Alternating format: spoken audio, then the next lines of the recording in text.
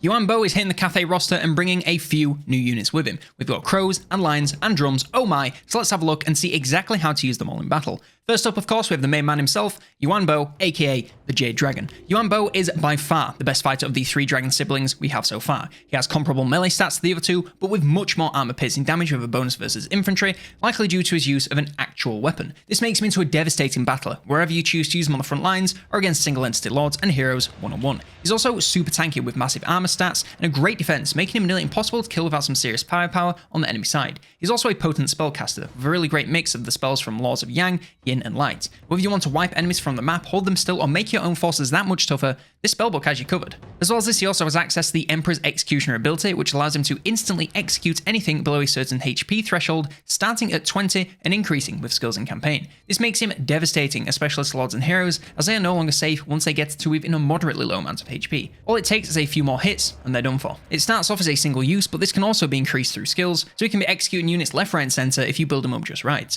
And all of this is just his human form, but he of course has access to his transformation of the dragon ability, allowing him to change forms into a gigantic jade dragon with its own set of stats. Of course, the obvious change is his size. Since he's now a massive dragon, that means his attacks are going to affect a much larger area with the increased weapon damage, meaning he'll be much better versus crowds than single targets. He loses all of his spells but the Comet of Cassandra, so if you're after magical utility, stick to the human form. The defense also takes a small hit, and the larger size means he's a pretty easy target for enemy ranged, so keep an eye out for any threats before sending him in, especially if he's going to get bogged down by a group of enemy infantry. Honestly, aside from this and the speed, that's about it. If you want area damage, go for the dragon. If magic and single target focus are more your jam, stay in human form. We're also getting a new generic lord type with this DLC for Cathay, and that is the Celestial General. These are nicely filling the front lines combat role. They have great melee stats and armor piercing weapon strength, so are going to be great choices for any form of melee, whether that's with your infantry or one-on-one against other lords and heroes. They're also pretty tanky with decent defense and armor, so all but the most armor piercing damage is going to be flat out ignored. And honestly, that's all there is to them. Just get them fighting alongside other units and make sure that they stay safe, and you should have a great time with them. There's nothing wrong with being a simple to use unit, as long as it does its job well. And this unit, it does its job pretty well. They also have access to a couple of mounts. The Warhorse, this is going to grant them a lot more speed as well as some HP, defense and charge bonus. This means you'll want to use them for charging a little bit more to make the most of that bonus. That being said, they'll still be plenty strong in sustained melee since their stats are still so high. Just keep them with other units just like before since their large hitbox makes them even more vulnerable to being surrounded and focused, which can be a disaster against high damage. They also have the Jade Longmas. The Longmas of course grant them even more speed alongside the flight and a healthy chunk of charge bonus, with the only downside being considerably less armor. This means you want to focus on using them pretty much exclusively for charging, since that bonus is just so high it'd be stupid not to use it. Plus, the reduced defense means even sustained combat versus no armor piercing is going to take its toll, so constant movement is the way to go alongside a unit of regular Jade Longmas for the maximum impact and safety for all. Next we have the Onyx Crowman. Compared to visually similar units like the Fellbats, Crowmen are honestly a really solid early to mid game unit. They of course have the same great speed, but they also come with a decent non-armor piercing damage and not the worst melee stats and charge bonus. I would still stick to using them against enemy backlines to take out ranged troops with less melee damage of their own to get plenty of value whilst keeping them safe. If you have no other targets, then sandwiching an enemy unit between your front lines and these guys will be a great use of time. Just make sure you cycle them in and out to minimize the damage that they take. One last great thing about them is the Eyes of the Empress passive, which increases their vision range, allowing them to spot hidden enemies coming a long way off, making them a great addition when dealing with sneaky foes to spot the threat before it becomes a problem. A little bit niche, but still a strong addition to their powers. Next up, we have the Jade Lions. These fit nicely a little bit before the Terracotta Sentinel as a large, powerful unit with a smaller hitbox, while still packing a considerable punch. They're pretty damn fast considering their size and mass, making them great for assisting combat wherever needed. Once in melee, they perform great with high attack, flammable infused attacks, and armor piercing weapon damage, meaning not much is safe once they hit the scene. On the defense side of things, they're not too bad either, with moderate defense and reasonably high armor, so all but elite armor piercing damage shouldn't be a problem. Add on their physical resistance, and without magical assistance, most enemies will struggle to take them down anytime soon. Of course, with their larger size, they make for an easier target for enemy ranged, so use their enhanced speed to take out that threat before it becomes a problem if there's nothing else to do that job for them. Outside of raw combat ability, they also come with the Jade Lion's Breath ability, which deals some non-armor piercing fire and magical damage in the form of a breath spell, not breath ability that you'd see on a dragon. It's not a ton of damage, but if you can find some low armor to drop it on, go right ahead for some free value. Lastly, they also have the Jade Conduit passive, which increases power recharge rate, making them a great accompaniment for spellcast lords and heroes for a little more power to use in combat. We also have the Jet Lions. These are almost identical to the Jade Lions with some very minor differences. First of all, they're a different colour, don't know if you noticed. Second, their melee stats see some changes with a little less attack and charge bonus, a little more defense. This makes them just a little bit tankier in combat, at putting out a little less damage, but nothing too dramatic.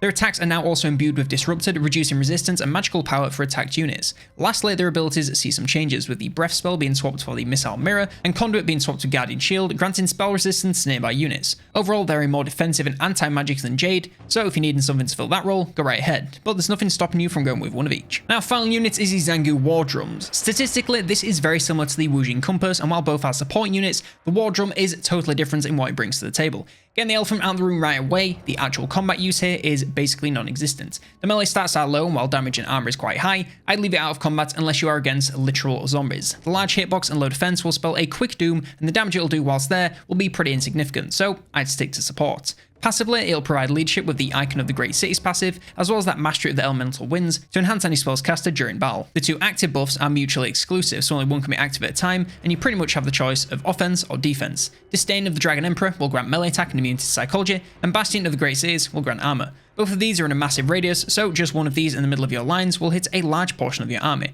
Whether these buffs are worth taking up a unit slot and essentially offering nothing else outside of that, I'll leave up to you. If nothing else, they're a unique unit worth trying once, even if they don't make it to your endgame composition. Plus, they provide some rad beats whilst you're battling, so you can't hate that. And of course, we're also getting 3 new regiments of renown. The Empress Crowman, our Onyx Crowman, and gain some more charge bonus, and the Nangao Grenades Bombardment ability. The Grace of Kuai Yin has Celestial Dragon Crossbows and gain more range and missile strength, and the Mark of Yin ability. And the Jade War Drum is of course a War Drum and gains more armor and the Fury of the Falling Blade option for the mutually exclusive buffs. As for army compositions, as I mentioned in the Changeling video, we're getting a little shift around with the tiers with the introduction of tiers 4 and 5. So instead of comps for tier 1, 2 and 3, I'm going to make comps for 1 to 2, 3 and 4 to 5, since that's how you unlock them in campaign whilst building lobby settlements. So for our early game composition, we're going with a Dragon-Blooded Shogungan Lord of Yin. The new Celestial Lords aren't dethroning the Shogungans yet, despite their melee superiority. As much as I love their mallet, the Mastery of the Winds of Magic is too powerful to turn down, so I'm sticking with my OG choice. Going with Yin since it's a more balanced lore with great spells for pretty much anything. Keep them back from the fight unless you're dealing with low damage and defense units, otherwise they'll get no value and take far too much damage for their troubles. For the front lines, going with 2 Halberd Jade Warriors and 4 regular Jade Warriors. As much as the charge resistance of the peasants is tempting, I really think that a full Jade front line is the way to go for the longest lasting and sturdiest front line to keep enemy units still, and they'll do just that. Halberds to protect flanks and focus on any large targets, but other than that, they're acting as a wall and allowing other units to deal all of the real damage. For the range, you're going to go with 3 Shielded Crossbowmen Jade Warriors and 3 Iron Hail Gunners. Going with an equal split of both for the simple reason I love symmetry, and this leaves you prepared for whatever you come up against. The crossbows will fare great versus low armor and have no problem shooting overheads to get targets locked in melee. Gunners will struggle a little more with positioning, but once you get them an angle, bring you a crapload of armor-piercing damage to crack those tougher targets on the enemy force, and do excellent versus large targets locked in melee, since they can shoot just fine overheads if their target is 25 feet tall. We're going to bring 3 Onyx Crowmen. These are going to be great in the early game for getting into enemy backlines and dismantling their range to keep your army safe. You can either send them in one at a time or all at once for a blitz attack, whichever you prefer, just keep them out of combat with actual fighters, and this should get you some decent value. We're going to go with 2 Sky Lanterns. Yes, I'm also a little bit shocked that it's only a tier 2, but in the current patch I'm playing, it is, so it's going in. Of course, great armor-piercing damage in a massive range, and it can hit basically anything since it's in the air. Just keep it safe from enemy range and also flyers, since it's pretty defenseless to either. And lastly, we're going to go with 2 Grand Cannons. Just a little bit more range to close us out. Of course, there is a massive range artillery with great single target damage, so any large single entities are great targets, as well as walls and gates should you need a quick way into settlements. Coming to our mid-game composition, we've still got our Dragon-Blooded Shogungan Lord, and it's just the same as before, with a few more spells and mounts. The Jade Longma is probably the best for mobility, but still avoid combat as much as possible, at most doing some light charging into the back lines. Going to be picking up an Astromancer, grab one of these to synergize that Mastery of the Wind to make all of our spells that much better. Honestly, between them and the Alchemist, I could go for either, but the eventual mount of this guy got him onto the team, which we'll come to in the final composition. For the front lines, we're going to go with 6 Celestial Dragon Guard, massive upgrade to our front lines both in terms of damage and defense, but of course we only really care about the latter. They're a super tough wall for enemies to fall on and be kept in place, whilst the rest of your army rips them to pieces. The range to upgrade into Celestial Dragon Crossbows and Crane Gunners, and it's another pretty significant upgrade. The Dragon Crossbows have armor piercing and still have that easy to use arced aiming of the regular crossbows, so nothing not to like. Aim at anything you want since their damage will go through anything they put in the way of their HP bar, as long as that thing is armor. The Crane Gunners have massive range and going to pick enemies apart on their approach, focusing on the highest value or highest armor targets first to make the most of their massive damage. Once lines clash, Gunners will struggle a little bit more, so try and get them an angle or have them firing on something further away to keep them shooting as much as you can. We're going to pick up 1 Jade Lion and 1 Jet Lion, one of each because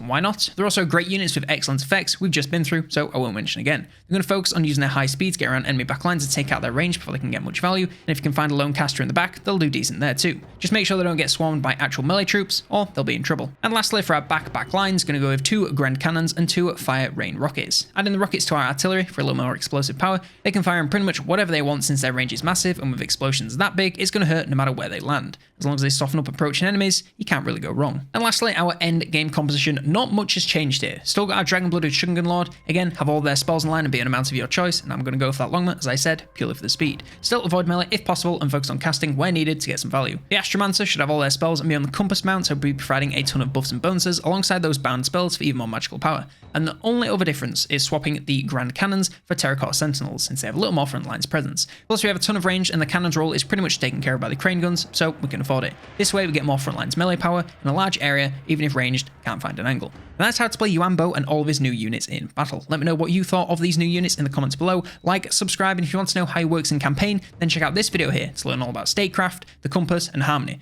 And I swear, it's a little bit more interesting than it actually sounds.